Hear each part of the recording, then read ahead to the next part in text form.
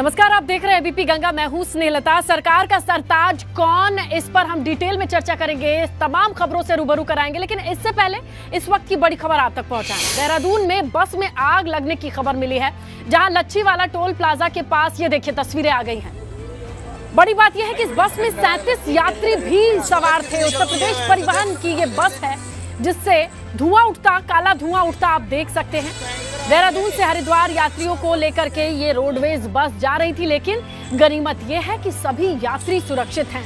लेकिन ये बस से ही काला उठता धुआं आपके सामने तस्वीरों में देख सकते हैं आप, किस तरीके से ये पूरी बस आग के हवाले दिखाई दे रही है। बस किस्मत से जो 37 यात्री इसमें सवार थे वो सुरक्षित हैं, वो सही वक्त पर इस बस से उतर गए। बाकी बस की हालत कैसी है ये आपके सामने है, तस्वीरों से अंदाजा लगाइए आप। अब सियासी उठापटक की बात करें तो भाजपा हाईकमान किस नेता को उत्तराखंड का मुख्यमंत्री बनाने जा रहा है, इस पर तस्वीर अभी साफ नहीं हुई है। दिल्ली में कई दिन की दौड़ भाग के बाद पुष्कर सिंह धामी उत्तराखंड लौट आए हैं। माना यह जा रहा है कि अगले कुछ रोज में सीएम का ऐलान कर दिया जाए।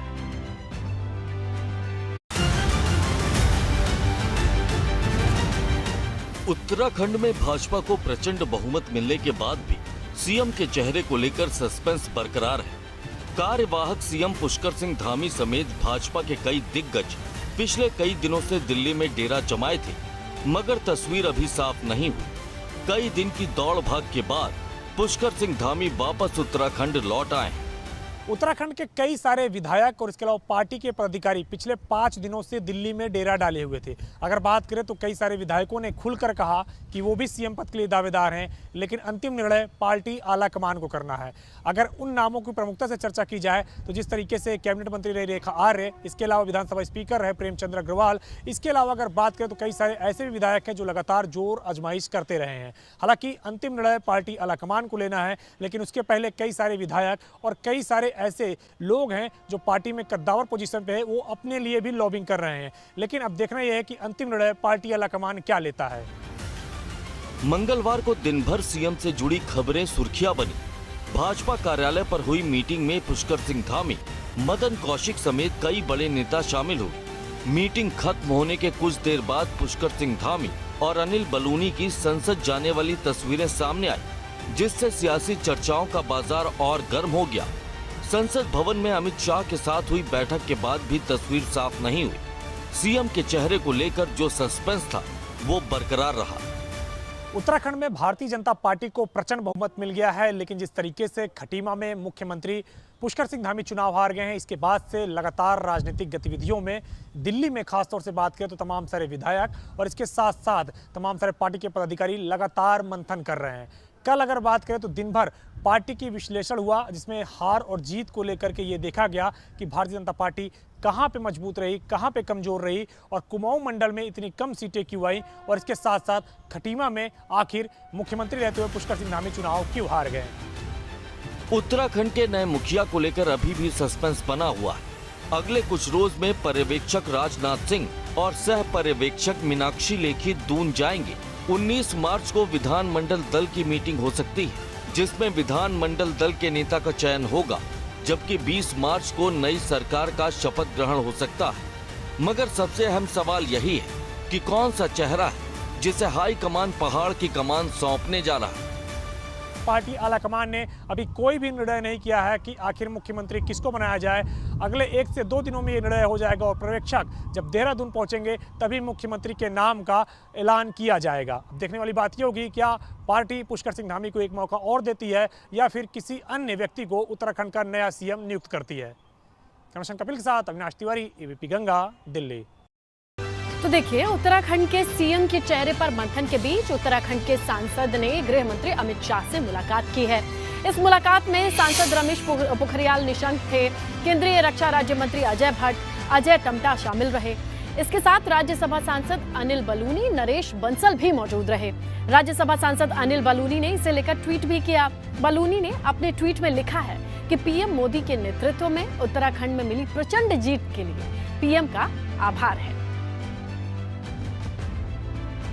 तो चलिए अब रुक करते हैं कि दिल्ली में जिस तरीके की हलचल है, देहरादून में उसका कनेक्शन है, किस तरीके की हलचल देहरादून में देखी जा रही है।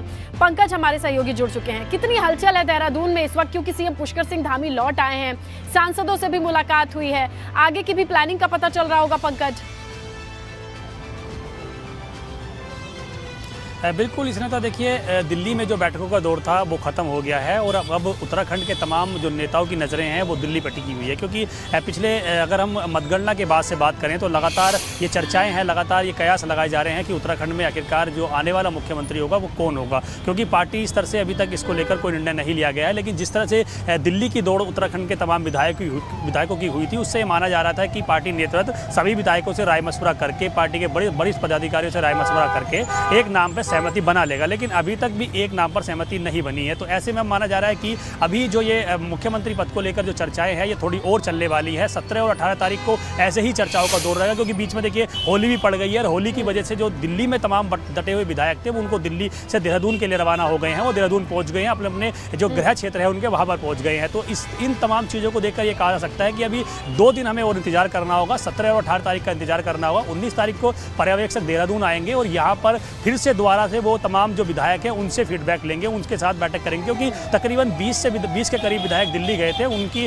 अलग अलग नेताओं से मुलाकात हुई है। लेकिन इसके अलावा जो ऐसे विधायक हैं जो पहली बार चुनकर आए हैं या जो दिल्ली नहीं गए हैं, उनका फीडबैक अभी लेना बाकी है। तो 19 तारीख को विधानमंडल दल की बैठक होने जा रही है, उसमें 2 पर्यवेक्षक दल आएंगे, राजनाथ सिंह और मीनाक्षी लेखी, वो उनसे फीडबैक लेंगे और ये भी माना जा रहा है कि 1-to-1 गैदरिंग भी उनकी हो सकती है, एक-एक करके वो बातचीत कर सकते हैं। कि दिल्ली की दौड़ यहाँ खत्म हुई है, होली का एक हॉल्ट है, लेकिन उसके बाद देहरादून में ही सारी हलचल देखी जाएगी, जिस पर निगाहें टिकी हुई हैं आने वाले वक्त के लिए। पंकज शुक्रिया तमाम जानकारी के लिए। तो देखिए, उत्तराखंड के नए मुखिया के लिए दिल्ली में हाईकमान लगातार मंथन कर रहा है। इसी बीच भाजपा के कई नेताओं ने सीएम के लिए दावेदारी भी पेश की है। कौन कौन से नेता हैं जो दावेदारी पेश कर रहे हैं, देखिए इस रिपोर्ट में।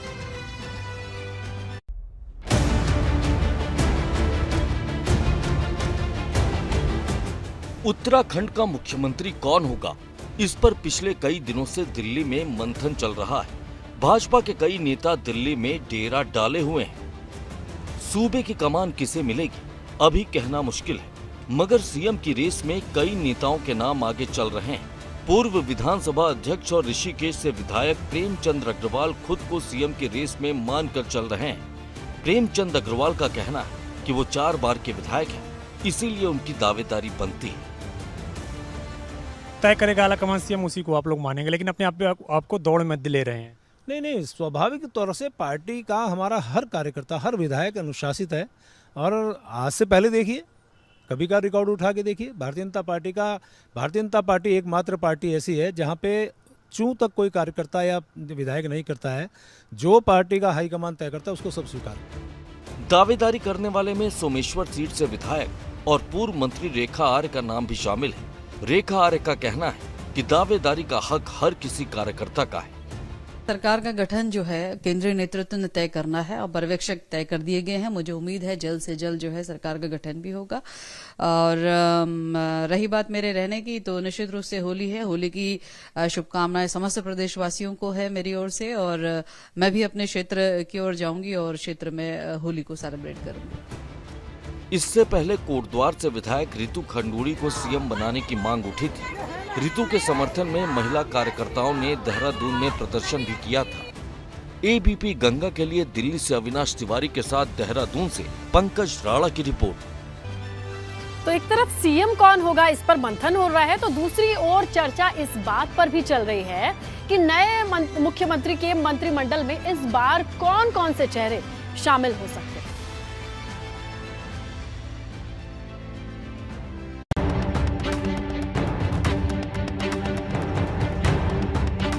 उत्तराखंड में सीएम चेहरे की चर्चाओं के बीच भाजपा सरकार की नई कैबिनेट की चर्चाएं भी शुरू हो चुकी हैं। अब आपको दिखाते हैं कि धामी सरकार में कौन कौन से चेहरे मंत्रिमंडल में शामिल थे।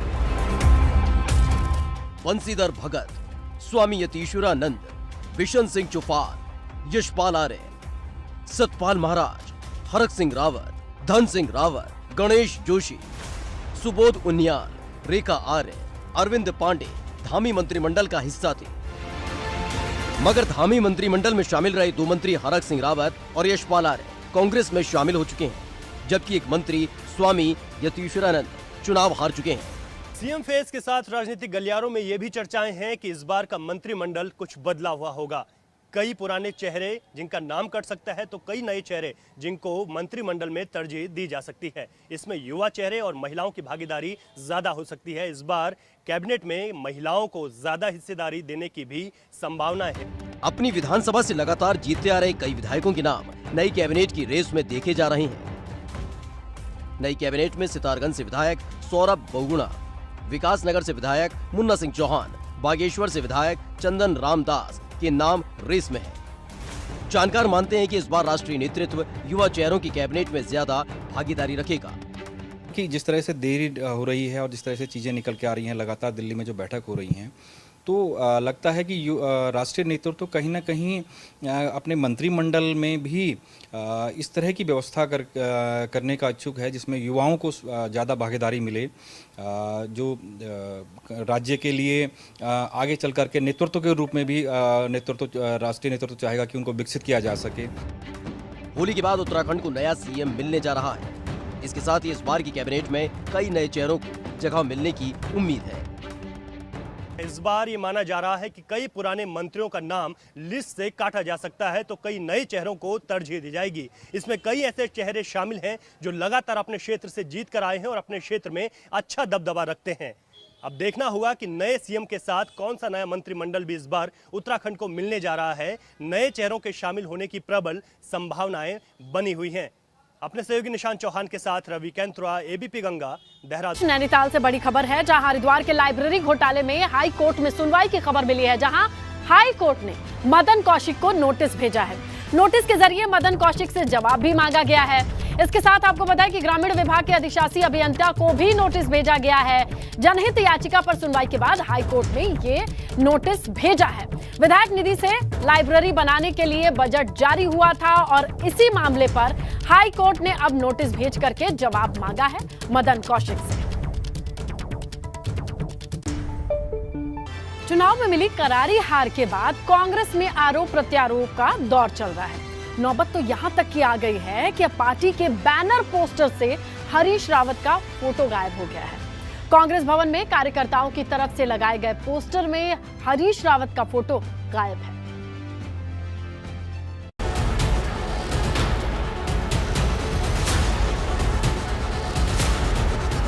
चुनाव में मिली हार के बाद कांग्रेस में कलह मची हुई है। ये चुनाव हरीश रावत की अगुवाई में लड़ा गया था, इसलिए कांग्रेस नेताओं का एक गुट हरीश रावत को लगातार टारगेट कर रहा है। देहरादून में पार्टी के प्रदेश कार्यालय पर कुछ पोस्टर लगाए गए हैं। गौर करने वाली बात यह है, इन पोस्टर्स में हरीश रावत की फोटो नहीं है। इस पोस्टर को गौर से देखिए, इसमें नेता प्रतिपक्ष प्रीतम सिंह का फोटो नजर आ रहा है। इसके साथ ही कांग्रेस के कुछ और नेताओं के फोटो भी है, मगर पोस्टर में ना हरीश रावत का फोटो है। सियासी गलियारों में इन पोस्टर्स को लेकर चर्चा हुई है। पार्टी सफाई दे रही है। मुझे लगता है ये जो बैनर होर्डिंग है ये पीसीसी का आधिकारिक होर्डिंग नहीं है। अगर पीसीसी के तहत ये होर्डिंग लगी होती तो हम इस पे प्रश्न उठा सकते थे। ये कार्यकर्ताओं ने अपने मन से लगाया हुआ है। अब हम किसी कार्यकर्ता को ये फोर्स नहीं कर सकते कि उसको किसकी फ़ोटो लगानी है किसकी नहीं है। कार्यकर्ता का अपना मन है, वो जिसकी फ़ोटो लगाए या ना लगाए। बट जिसने भी ये किया है, मुझे लगता है ये पॉलिटिकल तौर पर एक राजनीतिक पार्टी से बिलोंग करने के नाते ये अच्छा जो प्रेसिडेंट नहीं है और ऐसा नहीं होना चाहिए। बिल्कुल हरीश रावत जी हमारे वरिष्ठ नेता हैं और उनका बिल्कुल फोटो भी होना चाहिए और सम्मान भी होना चाहिए। चुनाव में मिली करारी हार के बाद कांग्रेस नेता एक दूसरे पर इसका ठीकरा फोड़ने की कोशिश कर रहे हैं। गणेश गोडियाल प्रदेश अध्यक्ष पद से इस्तीफा दे चुके हैं, तो वहीं हरीश रावत भी कह चुके हैं उन्होंने चुनाव कैंपेन कमेटी के चेयरपर्सन पद को छोड़ दिया है। मगर कांग्रेस की ये लड़ाई अभी लगता नहीं है यहीं रुकने वाली है। आने वाले दिनों में कुछ और बड़ी सियासी बवंडर उठने की आशंका है। एबीपी गंगा के लिए देहरादून से पंकज राणा की रिपोर्ट। सियासी बवंडर एक तरफ तो उत्तराखंड में होली की रौनक दिखाई देने लगी है। पहाड़ों में खड़ी और बैठकी होली का आयोजन किया जा रहा है। जगह जगह होली की महफिल सजती हुई दिखाई देती है। होल्यार होली के गीत गा करके, झूम करके किस तरीके से होली मना रहे हैं जरा देखिए आप इन तस्वीरों में। वहीं बाजार भी सज गए हैं, लोग होली के सामानों की खरीदारी कर रहे हैं। तो खड़ी और बैठकी होली जो पहचान है उत्तराखंड में, उसका आयोजन पहले ही शुरू हो जाता है, लेकिन अभी ये पूरे शबाब पर है।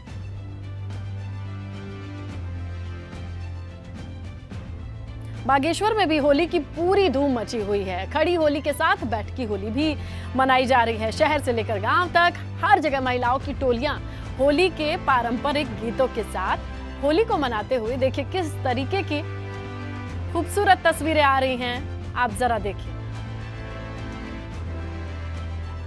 तो ये पहाड़ों का लोक धुन सुनते हैं।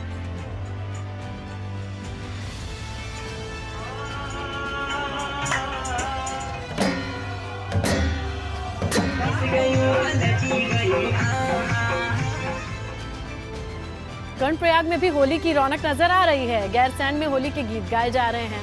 महिलाएं पारंपरिक गीतों पर किस तरीके से झूम रही हैं, जरा देखिए आप।